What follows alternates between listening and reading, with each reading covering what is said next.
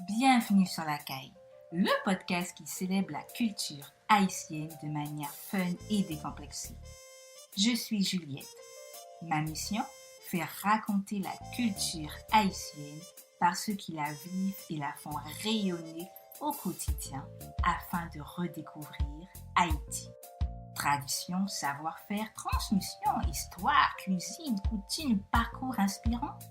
Installe-toi confortablement pour un décollage au cœur de la première République noire. Belle écoute!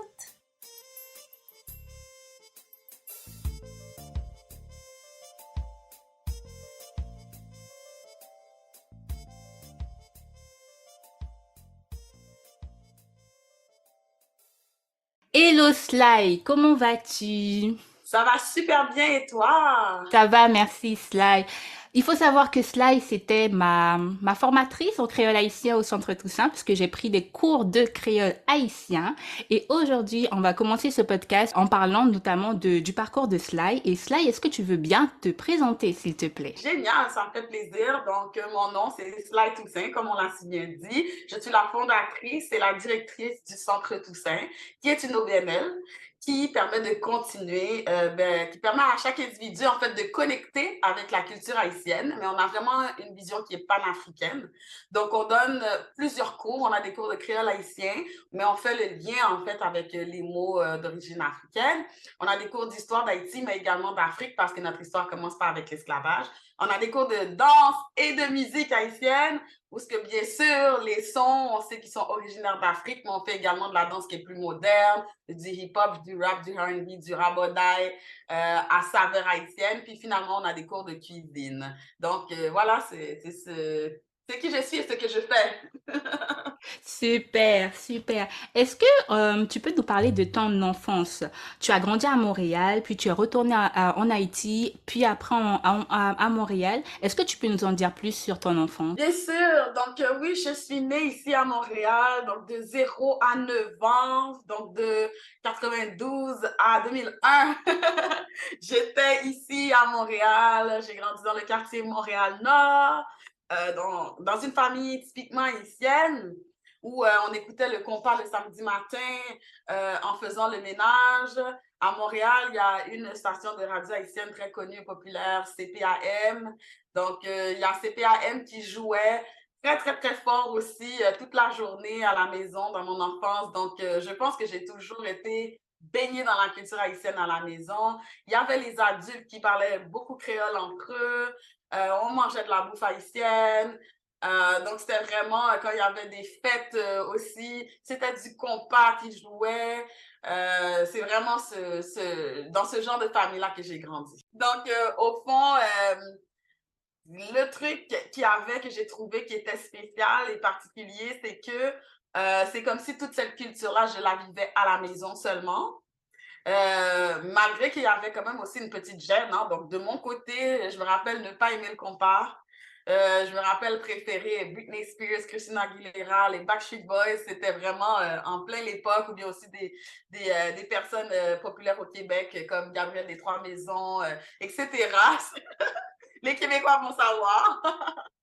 Donc, c'était ça, même au niveau de la bouffe, je me rappelle être fatiguée et puis de dire à ma mère, ah, on mange du riz tous les jours, du riz blanc, du riz noir, du riz jaune, je suis fatiguée.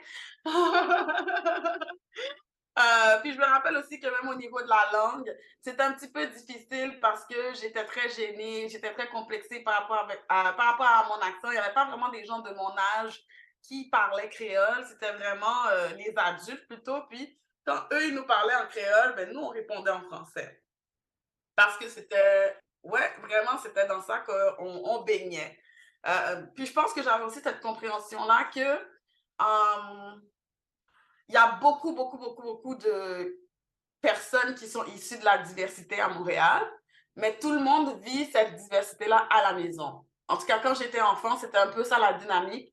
Quand on arrivait à l'école, on était tous québécois. On voulait tous manger des sandwichs, fromage, jambon. Personne ne voulait amener leur bouffe culturelle.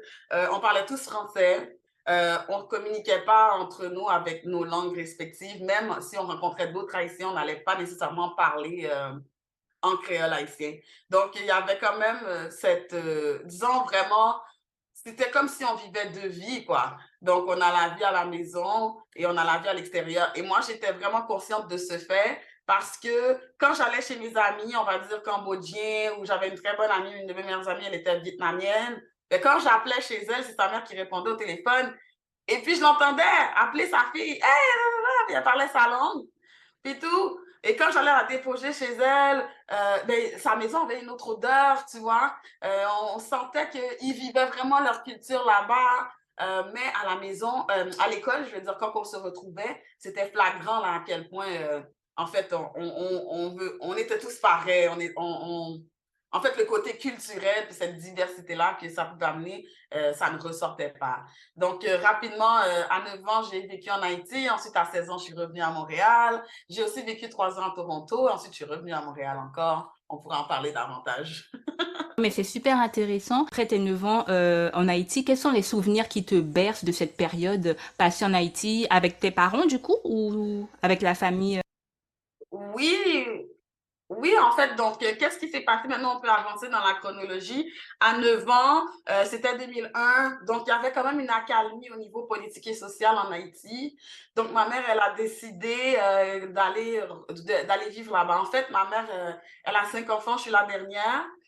Donc, elle est née, elle a grandi, elle a vécu en Haïti, elle a eu ses premiers enfants en Haïti.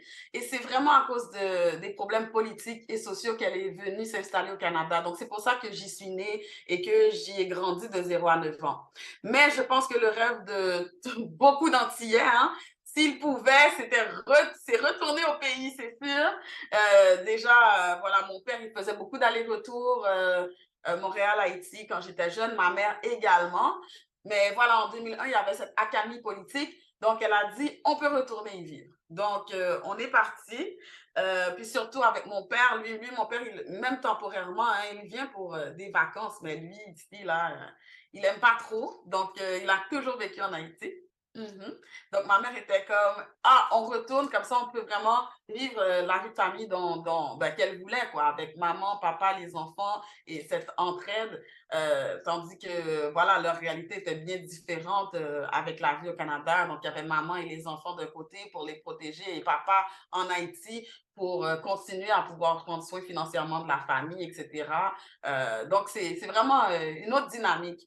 Donc, moi, quand je suis arrivée là-bas avec ma mère, écoute, sincèrement, moi, je dis tout le temps la chose qui m'a marqué le plus, ce sont les montagnes.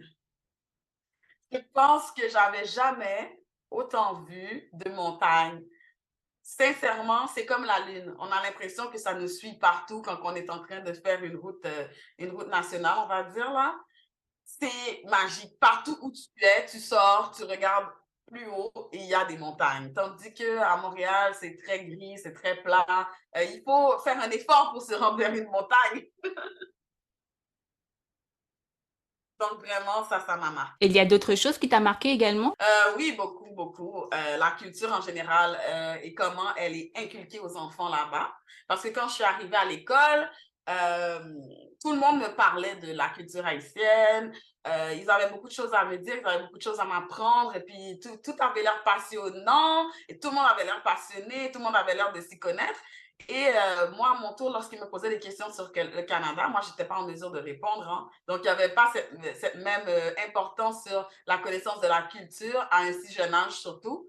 Donc, vraiment, ça, c'est quelque chose qui m'a marqué. Donc, j'ai l'impression que j'ai eu la piqûre assez rapidement, là, de Haïti. Et donc du coup, d'où est venu, est-ce que ça a été les graines du centre Toussaint, cette phase où tu as été en Haïti, où tu n'y pensais pas forcément? D'où t'es venue l'idée véritablement de créer le centre Toussaint? Écoute, donc, bien sûr que moi, en Haïti, tout ce que je faisais, c'était vivre ma vie d'enfant. Hein.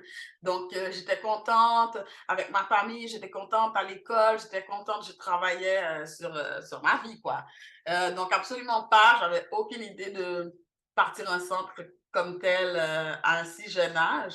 Je suis restée en Haïti de 9 à 16 ans, donc de 2001 à 2008. Et ensuite, je suis revenue à Montréal. Donc, j'ai terminé mes études collégiales, universitaires. Après, j'ai déménagé à Toronto pour le travail parce que je me suis dit, ah bon, ben, on va pas toujours vivre à Montréal. Ben, allons voir ce qu'il y a ailleurs. Donc, je suis partie vers Toronto 3 ans. J'ai vécu aussi une certaine vie professionnelle là-bas. Mais vraiment, c'était ça ma vie. Après, je suis revenue à Montréal. Mais définitivement, j'ai toujours été une personne avec la fibre entrepreneuriale. En fait, moi, je me décris tout simplement comme une personne de projet. J'ai toujours un nouveau projet. J'ai toujours quelque chose de nouveau que je fais qui m'allume dans plusieurs sphères très différentes, les unes des autres en plus. Alors, je pense que quelque part, j'ai toujours cherché, voilà, quoi, des projets qui m'allument puis qui me permettent de me développer puis de m'épanouir à travers eux. Donc, je pense que c'est vraiment par la suite que je me suis posé la question, qu'est-ce que je sais, ou bien quelle est l'expertise que j'ai que les autres n'ont pas. Donc ça, c'est vraiment une question très importante pour moi et je le répète souvent, c'est vraiment une bonne question de développement personnel en fait. Parce que des fois, quand les gens veulent partir des projets, en fait, ils se demandent, ils pensent qu'ils doivent être le 1%, quoi. Donc, si je ne suis pas le meilleur en anglais et que, je ne sais pas, je ne suis pas Shakespeare, je ne peux pas donner des cours d'anglais, pourtant non, tu es peut-être bien au-delà de la moyenne et ça suffit, tu vois. Donc, tu peux donner des cours d'anglais. Donc, moi, je me suis dit un peu ça, qu'est-ce que j'ai de particulier? Pas nécessairement que je suis dans le 1%, mais qu'il y a beaucoup de gens qui n'ont pas, qu'il y a beaucoup de gens qui ne sont pas capables de le faire. Et définitivement, le créole haïtien, la langue, ça a été mon premier réflexe, ma première pensée, parce que depuis mon retour au Canada, tout le monde me posait tout le temps des questions sur le créole haïtien et la culture haïtienne. J'étais vraiment la référence dans mon milieu. J'étais vraiment la personne qui non seulement connaît, mais qui l'a vécu et tout. Puis, c'est vraiment là. Donc, c'était une évidence pour moi que j'ai commencé à donner des cours de créole haïtien. C'est par la suite que le centre a grandi. D'accord. Et ces cours de créole que tu as commencé à donner, ça se passait comment? C'était en one-to-one? C'était auprès d'un groupe? C'était comment concrètement tu as vécu ces premières pierres de ton projet? Bien sûr, donc en fait, j'ai beaucoup d'amis. Donc sur Internet, sur Facebook, j'avais écrit, je cherche 10 personnes afin de leur donner un cours de créole haïtien gratuitement. Alors mon statut s'est fait partager, repartager. Les gens, ils ont tagué des gens en dessous. Les gens, ils ont dit moi. Alors, soudain, je me suis retrouvée avec 20-30 personnes là, qui étaient vraiment motivées à avoir ces cours de créole haïtien gratuitement offerts par moi. J'ai sélectionné les 10 personnes les plus motivées. Je leur avais envoyé un message, je leur ai dit, écoute, c'est gratuit, mais je vais y mettre tout mon cœur. Alors, promets-moi que tu seras présent, que tu feras les petits devoirs et tout. Donc, j'ai sélectionné 10 personnes comme ça. Et sans le savoir, j'étais vraiment en train de commencer vraiment un petit groupe test, en fait, une bonne base pour ce que le centre allait devenir.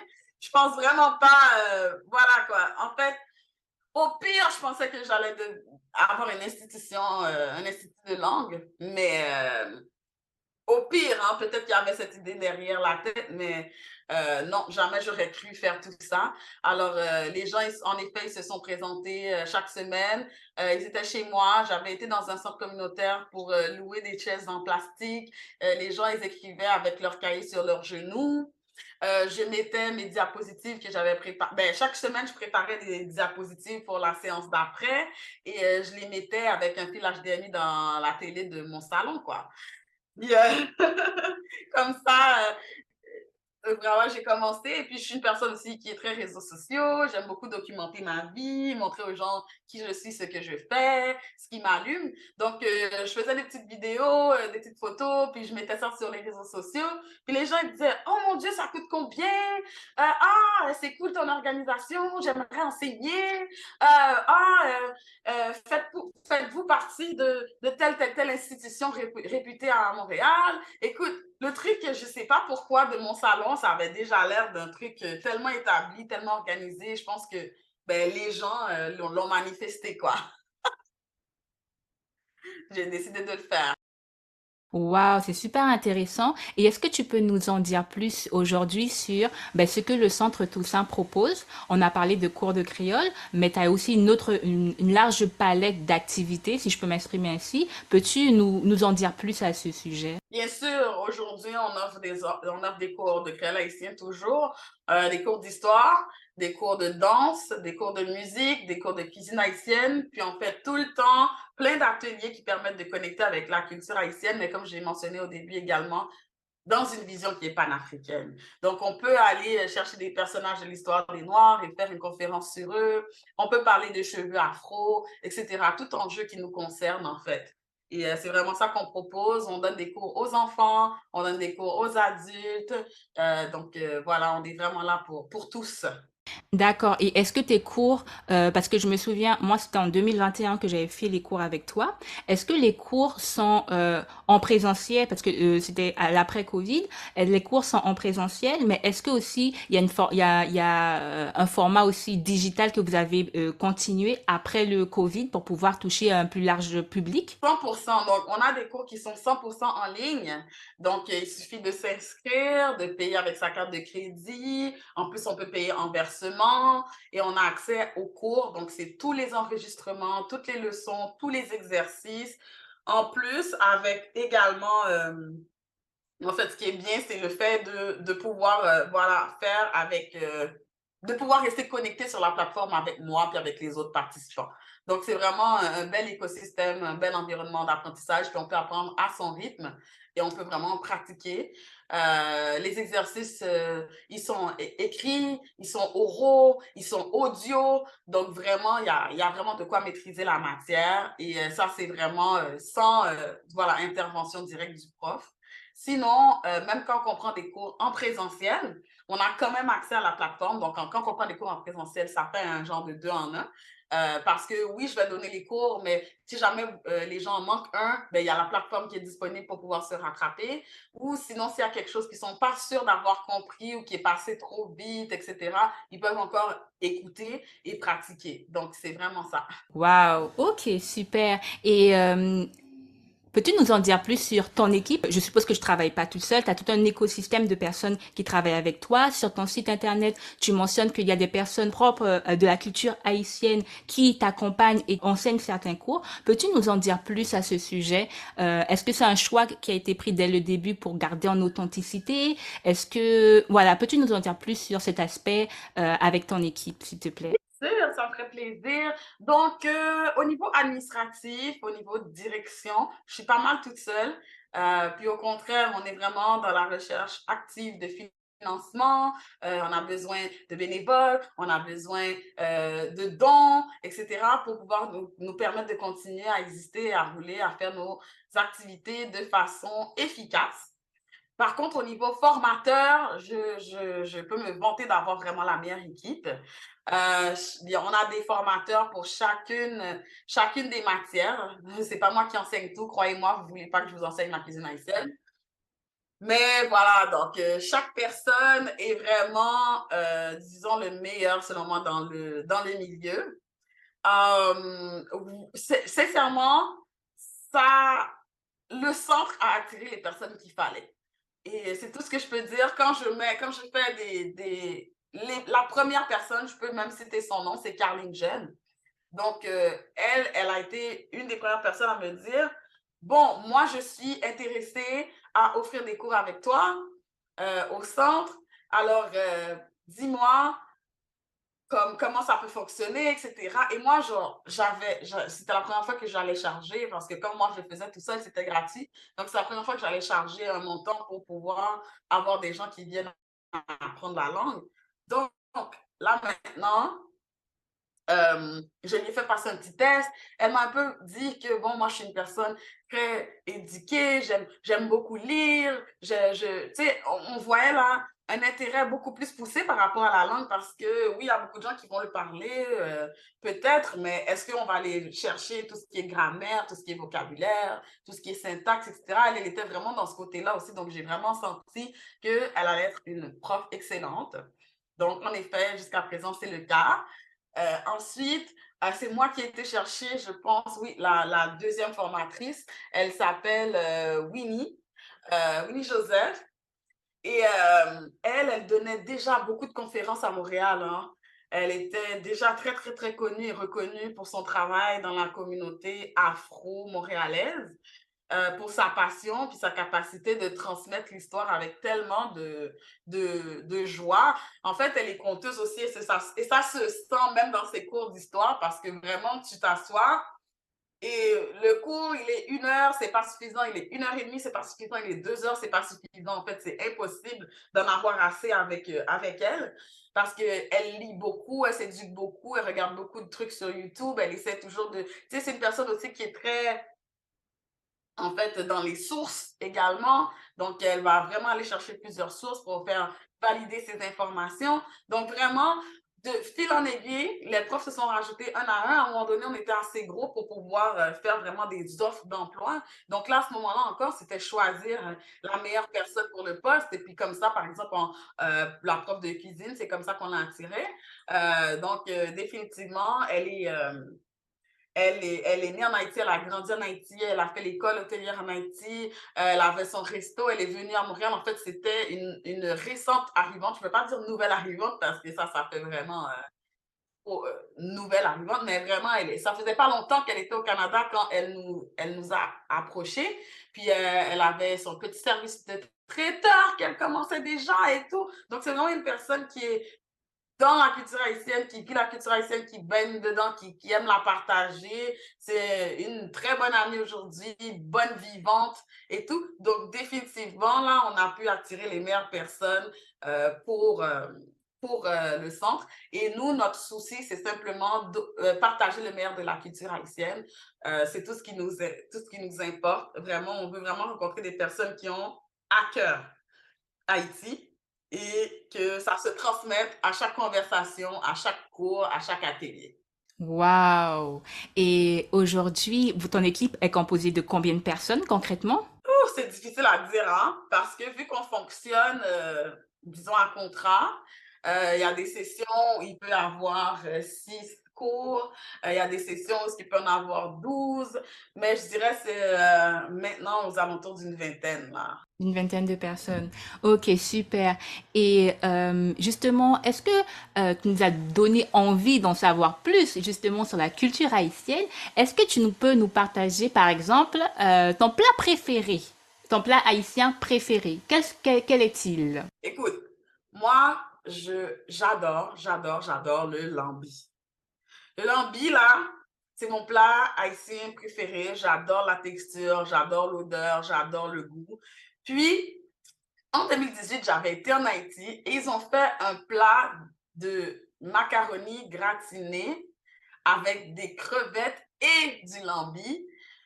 Le fromage fondant là-dedans, c'était... Ah, j'ai jamais goûté quelque chose d'aussi bon. Donc, j'aimais déjà le lambi et puis ce plat-là l'a mis encore plus haut. Donc, cette recette-là, là. Donc, lambi pour moi, tous les jours. D'accord. Et pour ceux qui ne connaissent pas le lambi, peux-tu nous expliquer en quelques mots ce que c'est? Pour ceux qui découvrent justement avec ce podcast ce que c'est que le lambi, peux-tu nous en dire plus? Oui, bien sûr. Donc, le lambi, en fait, c'est un coquillage.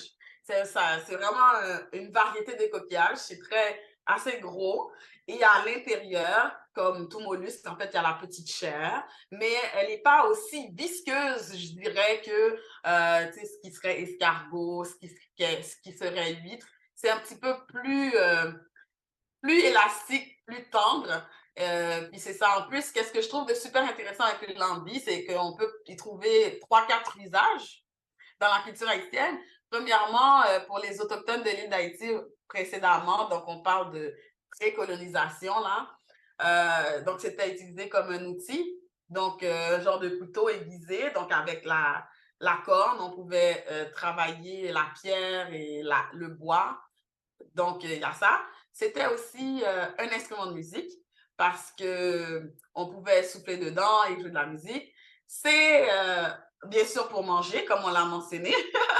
Et finalement, dans la révolte d'esclaves, ben, c'était aussi un outil qui permettait de rassembler les gens. Donc, il y avait un peu comme le code Morse, je dirais, là. On souffle d'une certaine façon et ça veut dire quelque chose de particulier. Donc, surtout les esclaves qui étaient marrons. Donc, on parle vraiment des esclaves qui s'étaient échappés, en fait. Donc, ils avaient échappé à l'esclavage, qui étaient souvent ils allaient se cacher dans les montagnes. Donc, eux, ils utilisaient beaucoup le lambi pour communiquer entre eux, pour se dire, pour toute raison, si on doit se battre, si on doit se cacher, si on doit se déplacer. Donc, vraiment, le lambi, ça servait à ça. Donc, j'ai l'impression que c'est complexe et ça vient avec beaucoup de choses historiquement. Alors, quand vous mangerez le lambi, vous penserez à tout ça. Super. Et on va continuer. Est-ce que tu peux nous partager ton mot préféré en créole haïtien? Mon mot préféré, je vais aller avec un mot parce que, bon, c'est ce qui est passé dans mon cerveau rapidement. Et sincèrement, c'est Haïti, hein? Par contre, je vais l'écrire A-Y-I-T-I en créole haïtien en plus. Donc, Haïti, c'est un mot qui provient justement des Autochtones de l'île. Donc, précolonisation, il avait 3 noms.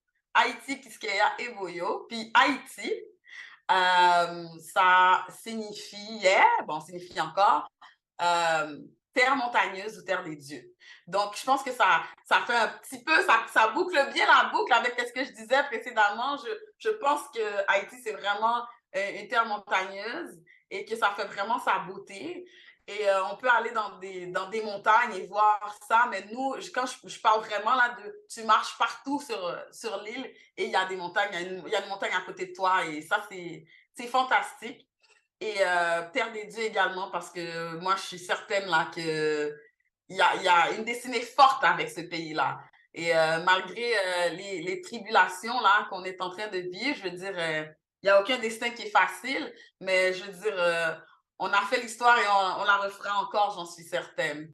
Wow. Et on va continuer avec une partie de l'histoire d'Haïti que tu préfères. Est-ce qu'il y a une partie, une saison de l'histoire ou un personnage historique ou toute autre chose qui te rappelle l'histoire d'Haïti et dont tu aimes te mémorer de cela? Si oui, c'est quoi? Oui, oui. Alors, je vais parler d'un personnage que j'aime beaucoup. Elle s'appelle Samité Belair. Donc, c'est la femme de Monsieur Belair.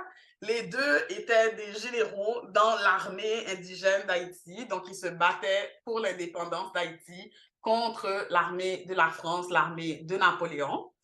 Et ce qui me fascine dans l'histoire de Sanité Belair, ben, premièrement, le fait qu'elle était une femme. Et ça, c'est quelque chose qui est très, très, très intéressant parce qu'on parle des années 1800, puis on parle, 1700, 1800, puis on voit qu'il y avait vraiment des femmes qui se battaient. Donc, ça, c'est fou.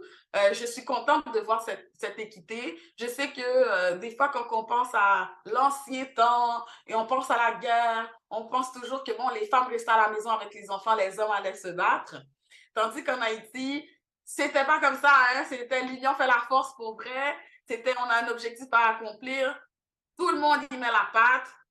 Tout le monde qui peut, tout le monde qui veut participer. Alors, Sanité Belair, c'est ça qui s'est passé avec elle, mais on pourrait citer tellement d'autres femmes importantes dans l'histoire, mais elle, en plus, elle est rentrée dans l'armée de façon officielle avec des grades et tout. Donc, je suis pas une personne je suis pas la personne qui a la meilleure mémoire, mais je pense qu'elle avait un grade important aussi dans l'armée. Donc ça, je pense que ça en dit beaucoup sur son ambition. Donc, elle et son mari étaient tous deux, en fait, généraux. Donc, la partie, disons, super marquante de son histoire, c'est sa mort. Donc, au fond, elle s'est fait arrêter, en fait, par l'ennemi. Et son mari est même venu essayer de la sauver pour dire, bon, c'est une femme, relâchez-la, prenez-moi la place. Et finalement, non, ils ont pris les deux. Et quand elle est morte, en fait, en général, pour les femmes, je ne sais pas pourquoi, mais à l'époque, la mort qui était privilégiée, c'était la pendaison ou brûler sur le bûcher. Les personnes qui sont générales, ben, les généraux d'armée, ont toujours une mort de généraux, en fait. Je vais appeler ça comme ça. Donc, c'est quoi ce type d'exécution? C'est quand, en fait, il y a une ligne de personnes devant toi avec les fusils et toi qui dois être exécuté, tu les regardes dans les yeux et ils te fusillent, en fait. Donc ça, disons, pour eux, c'est vu comme une façon noble de mourir, donc de regarder ta mort en face, de regarder tes opposants en face et de mourir ainsi. Donc, Samité Belair, parce qu'elle était une femme, on voulait la brûler ou bien la pendre. Et elle a demandé à être exécutée comme un homme. C'était ça ses mots. Elle a demandé à être exécutée comme un homme. Moi, je trouve ça fantastique aussi, une femme qui choisit sa mort, une femme qui choisit la même mort que son mari, la même mort en fait que tous les généraux de son grade méritent, tu vois. Donc, ça lui a été accordé et à ce qui paraît, c'est même elle qui a compté pour qu'ils puissent tous appuyer sur la gâchette pour l'exécuter. Moi, je trouve que c'est un acte de bravoure extraordinaire et c'est tellement symbolique et ça, je pense que ça montre un peu la bravoure des femmes haïtiennes de l'époque et d'aujourd'hui, en fait. Waouh, c'est super intéressant cette histoire sur Santé Belair. On peut retrouver une partie sur, c'est ce que vous enseignez aussi dans vos cours, je suppose. Vous faites le lien avec ce et bien d'autres personnages historiques. Exactement. Écoute, moi, j'utilise toujours le mot épique quand je raconte l'histoire d'Haïti parce qu'on pourrait prendre chacun des moments, chacun des personnages et tout pourrait avoir son propre film. Hein. C'est mieux qu'Avengers, je vous garantis. En plus, c'est vrai. C'est une histoire qui est vraie. C'est ça qui est fou. Waouh, ben on mettra de toute façon on mettra le lien du site et le lien de la partie histoire qui est sur qui est sur ton des cours d'histoire qui est sur ton site internet. Et est-ce qu'on va continuer? Est-ce que tu as un lieu symbolique que tu préfères en Haïti? Tout à l'heure on a parlé de montagnes. Tout à l'heure on a parlé des montagnes dans le cadre du paysage. Mais est-ce que tu as un lieu précis qui fait écho lorsque tu parles d'Haïti et que tu aimes bien? Wow! C'est un lieu. Wow! Ta question devient de plus en plus difficile, hein? Parce que tu vois, quand on a parlé de lieux, automatiquement, ce qui m'est venu en tête, c'est bien sûr la citadelle La Ferrière. Mais je me demande, est-ce que c'est quelque chose qui m'est réellement personnel? Pas à moi personnellement. Je veux dire, c'est énorme. C'est la 8e merveille du monde, ça, je vous le garantis. Dans l'histoire d'Haïti, ça a été très, très, très important. Également, maintenant, un lieu. Je dirais Bassin Bleu. Je dirais Bassin Bleu à chaque. Oui. Donc, premièrement, parce que j'y suis déjà allée. Donc, sincèrement, ça a été une aventure. Ça a été vraiment une aventure parce que pour toutes les personnes qui aiment la randonnée, le hiking, c'est clair que vous êtes dans les meilleurs paysages, vous êtes dans les montagnes d'Haïti, vous êtes dans le sud d'Haïti également. J'aime beaucoup quand les gens disent que Haïti, c'est pas Port-au-Prince. Donc, souvent, quand on parle de l'insécurité en Haïti, on parle de Port-au-Prince. Quand on parle des grandes nouvelles, là, c'est Port-au-Prince, donc la capitale. Mais Haïti, c'est pas Port-au-Prince. Il y a plein d'autres villes avoisinantes qui valent la peine d'être connues et reconnues. Et Jacmel, définitivement, c'est un endroit à découvrir. Donc, la bouffe est excellente là-bas. Il y a de magnifiques restos, des beaux hôtels. Les plages sont magnifiques. Et définitivement, Bassin Bleu, c'est, en anglais, il dirait le crown jewel, là, mais c'est vraiment l'endroit à ne pas manquer quand on va à Jacmel. Donc, pour tous ceux qui aiment la randonnée, il y a les montagnes et tout ça. On marche, on monte des escaliers ou bien des fois on passe dans les arbres, etc. Et on arrive en fait à la chute.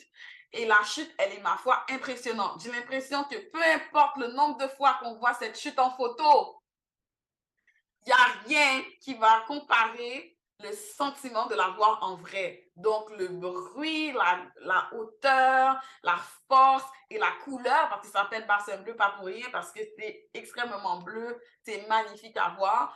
Et moi, je compare toujours ce moment-là dans le film Black Panther.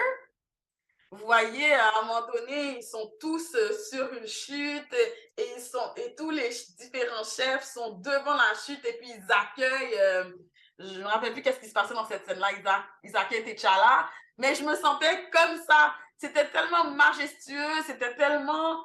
Ah, je me dis, waouh, ok, c'est vraiment ce genre de paysage-là qui vous fait croire en Dieu vraiment, là, parce que vous vous dites, c'est pas possible que je suis présente physiquement quelque part où il y a ça et c'est naturel. C'est pas quelqu'un qui a posé des pierres d'une façon pour que ça donne ça. C'est comme ça de façon naturelle et on peut se baigner dans le bassin. Et il y a d'autres petits bassins aussi hein, avant. Et bien sûr, il y a beaucoup d'histoires aussi liées avec l'endroit. Donc, il y avait des rois et des personnes importantes qui avaient des châteaux tout près dans le temps, etc. Donc, oui, c'est vraiment un endroit à visiter et ça m'est très cher parce que je pense que ça a été un des sentiments les plus forts que j'ai eu en visitant un lieu en Haïti. Waouh, waouh, super intéressant. Et pour terminer, est-ce que tu as une danse, une danse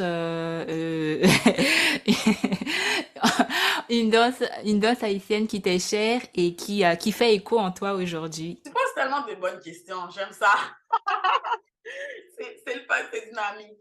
OK, je vais aller avec... Oui, donc le Nago, en passant que j'avais en tête en premier, c'est la danse de la joie. Le Ibo, c'est la danse de la guerre. Le Banda, c'est la danse des Guédés. Les Guédés, ce sont... comment expliquer c'est quoi un Guédé? C'est un esprit de la mort, mais ce que les gens oublient, c'est l'esprit de la vie et de la mort. C'est les deux. Souvent, ils sont représentés par des squelettes. Ils sont représentés par la couleur mauve, noire. Donc, après l'Halloween, le 31 octobre, le 1er novembre, c'est le jour des morts. C'est ça? Ouais. Puis c'est leur journée, c'est leur époque. Donc, un peu comme la culture latine ou espagnole, où il y a El Dia de los Muertos, donc la journée des morts, c'est un peu la même chose. Donc, les guidés, ça représente ça aussi, le cycle de la vie. Donc, c'est une danse qui est très, très, très animée, OK? Elle est très gaie. Il y a beaucoup de cassés dedans aussi. J'aime ça parce que c'est comme ça va, boum, ça casse, ça va, boum, ça casse. Donc, ça vient toujours te saisir d'une certaine façon. Mais en même temps, c'est bizarre, mais c'est une danse qui est très sensuelle. Tu vois, parce que c'est ça l'objectif, c'est le cycle de la vie, la naissance, là, jusqu'à la mort. Donc, il y a beaucoup de déhanchements et qu'on va interrompre avec des cassés. Donc, ce style-là, c'est quelque chose qui vient extrêmement me chercher. Et puis, j'adore aussi, souvent, les guédés, ils vont porter des lunettes noires, comme ça, comme un enterrement, des chapeaux hauts de forme. Donc, il y a une classe, une prestance aussi avec tout ce qui vient avec le guédé, le banda. Donc, c'est ma danse haïtienne préférée. J'adore. Il y a aussi quelque chose de très important qui est associé avec les guédés aussi, c'est le bâton, comme un genre de bâton, ou bien même aussi quand on joue, l'instrument, ça vient avec, c'est des bâtons qu'on joue sur le tambour pour faire le son de la musique banda. Donc, il y a beaucoup, les bâtons aussi, c'est très représenté. Donc, je trouve que c'est nice. C'est cool, c'est intéressant, c'est différent d'avoir ce genre de danse-là aussi, qu'on a besoin d'un accessoire souvent. Donc, je trouve ça visuellement stimulant. Waouh, waouh, super intéressant. Et on va se terminer avec notre question signature. Si tu avais 5 minutes et encore 3 minutes pour promouvoir la culture haïtienne, que dirais-tu concrètement, Sly? Wow! Premièrement, 5 minutes, 3 minutes, ce sera jamais suffisant. Mais définitivement, c'est ma spécialité. C'est mon milieu, c'est mon travail. C'est présentement ce à quoi je dédie ma vie. Donc, moi, je dirais, apprenez la culture haïtienne. Vraiment, ça vaut la peine d'être connu, ça vaut la peine d'être découvert. Chacun des éléments de la culture haïtienne va vous surprendre, ça c'est garanti. Il y a vraiment des choses qui n'existent pas ailleurs. Souvent, quand on découvre le monde, on essaie aussi de faire des liens un peu avec qu'est-ce qu'il y a dans mon pays. Donc déjà là, on va avoir beaucoup de liens avec la culture du monde, mais également on va découvrir des particularités haïtiennes qui sont sans pareil. Donc, au niveau de la bouffe, écoutez, vous allez découvrir des fruits et légumes que vous ne connaissiez pas avant, des préparations que vous ne connaissiez pas avant, des épices. Au niveau de la danse, même chose, des rythmes. vraiment particuliers, des couleurs particulières, des symboliques qui sont à couper le souffle, en fait. Et je pourrais dire ça dans tout, là, dans la langue, dans l'histoire. Vraiment, quand on pense à certaines choses, on se dit, est-ce que c'est vraiment arrivé? C'est pas possible. Tellement c'est fantastique, tellement c'est épique. Alors, pour toutes les personnes qui aiment la richesse de la culture, qui aiment beaucoup la découverte, qui aiment beaucoup à vivre des expériences nouvelles, alors je vous recommande la culture haïtienne, là, dans son ensemble. Super, j'ai envie de t'applaudir. Super, merci beaucoup Sly de nous avoir consacré ce moment pour notre interview et tu nous as vachement donné envie d'en savoir plus. Je mettrai en description le lien vers ton site, vers tes réseaux sociaux pour ceux qui veulent prendre des cours et encore aller plus loin sur l'enseignement propre à la culture haïtienne. Je te remercie beaucoup. Tu veux rajouter quelque chose? Merci beaucoup de m'avoir invité. J'apprécie énormément l'invitation. C'est une host fantastique. J'ai adoré ton énergie, j'ai adoré tes questions. J'ai hâte d'écouter cet épisode-là et les autres. Et puis, mon mot de la fin, ce serait suivez-nous sur les réseaux sociaux. Hein? Donc, Centre Toussaint, partout. Donc, on est sur toutes les plateformes possibles et imaginables. On est sur Instagram, sur Facebook, sur Pinterest, sur TikTok, etc. Et c'est toujours la même chose partout, Centre Toussaint. CNTRETOUSSAINT. Et le site web, c'est centretoussaint.com. Super, merci Sly. Merci, Juliette.